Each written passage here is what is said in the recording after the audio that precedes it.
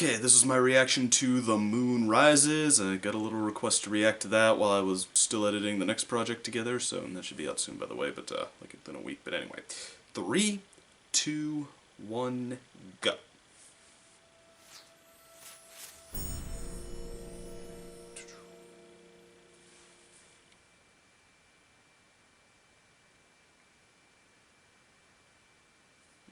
Disclaimer.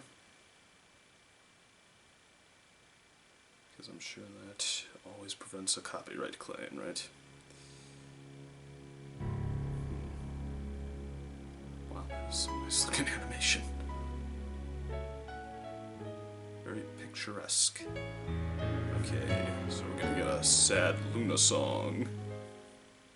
Now the hour has come at last, the soft and fading light has crossed the west horizon and has bidden us good night. And what a lovely night it is to walk a moonlit field, to see the softer shades that are by starlight now revealed.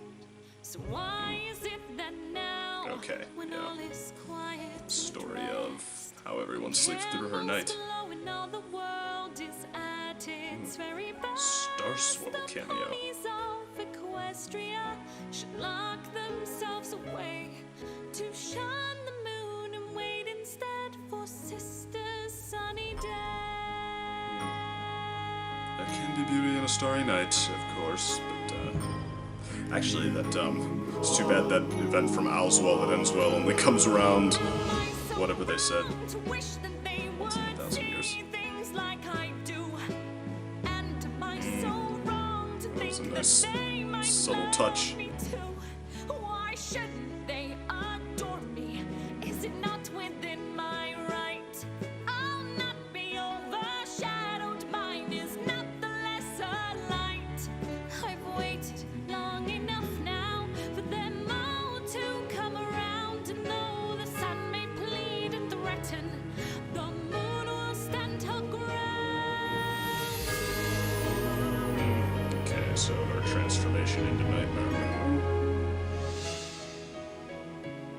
She's conflicted. Sister, it comes to this at last. I will no longer yield the sky. If they cannot love but one princess alone.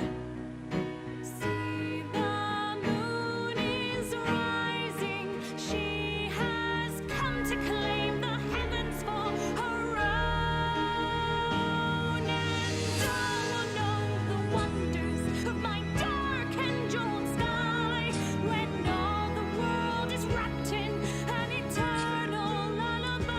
The course of this narrative, the switch from sweet to dark might be a little too quick. Dawns in darkness, the night time has begun. So he's gonna get Celestia. Or is that it? No, not yet. Okay. Or is the rest just gonna be credits? Okay. Okay, so this design of Nightmare Moon, I mean, I'd have to look at, but yeah. Okay, it looks like it's still partly Luna, like she hasn't fully transformed yet. So, I don't know. I guess they could have, like, maybe there were little implications that she was already being corrupted by dark magic and I just missed it, but,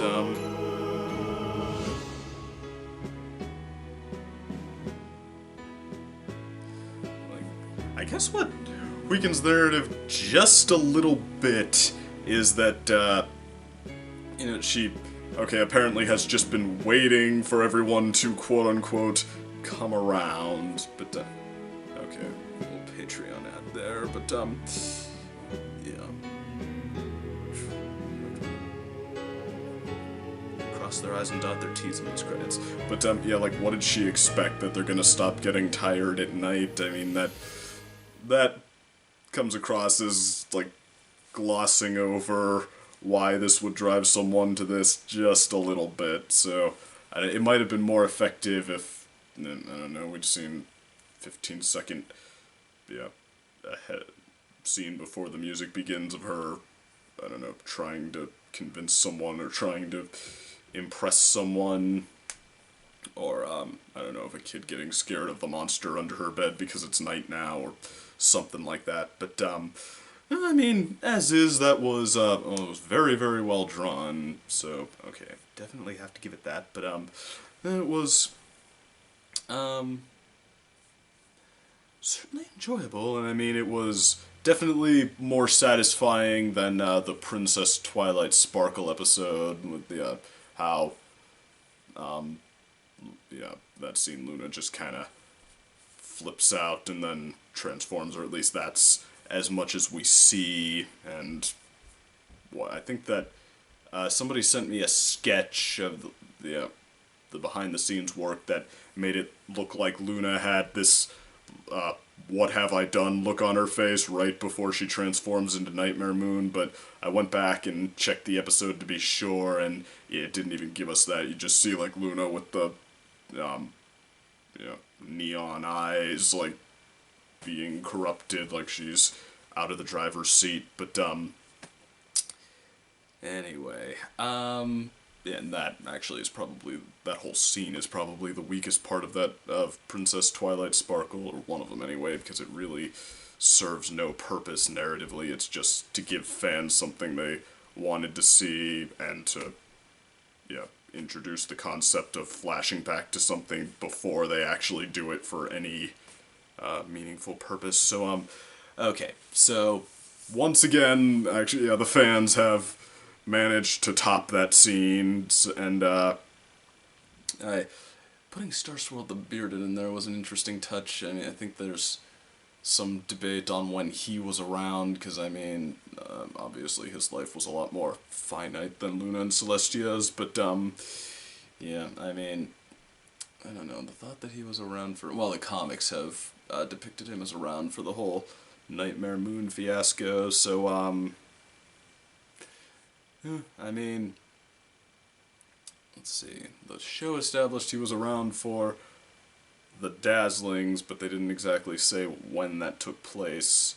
Although, you know what, I just realized this, the Hearthswarming Tale has someone who was an apprentice of Starswirl the Bearded, has, or not, Hearthswarming Eve, excuse me, has someone who was an apprentice of Starswirl the Bearded, and has already gone through that, so, like, he was established, and that's supposed to be before the reign of Luna and Celestia even began, so either he had some kind of unnaturally long life, or that's just a little bit of hooey, but, or, well, they can't keep their, timeline straight, but, okay, so that all said, like, that almost hints that there would be more to this story, like, okay, what he, having spotted all of this from the shadows, ran off to do, whether Celestia takes action right away, like we saw in Princess Twilight Sparkle, or whether this is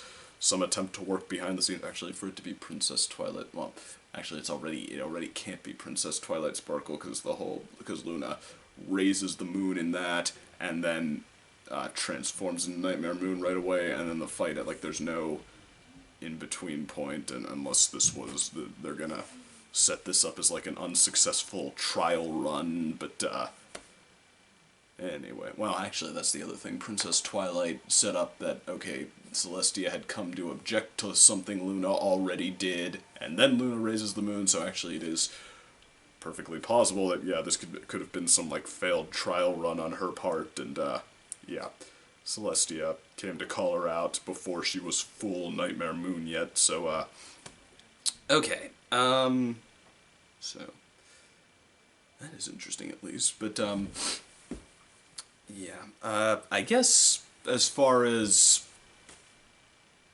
Luna's turmoil, it's about what you'd expect, the, yeah, why don't they appreciate me, and we did, actually, heck, we've seen that from her and Luna Eclipsed. I think that this could have, or I think this could have been maybe a little stronger at showing us the key moments that, like, really cut her deep. I mean, the Lullaby for a Princess, I did get more emotion out of that, and that does actually show you the bit, like, her being personally hurt by how much attention Celestia is receiving, to the point where she doesn't even want to be, what's the word, consoled about it. She throws Celestia out, and Celestia, whatever she said, took offense to it, so, okay. This is more just solid, like I said, beautifully drawn, and narratively there was that nice subtle bit where the eyes, like, become vertical slits very, very briefly as she starts to say something just a little more selfish.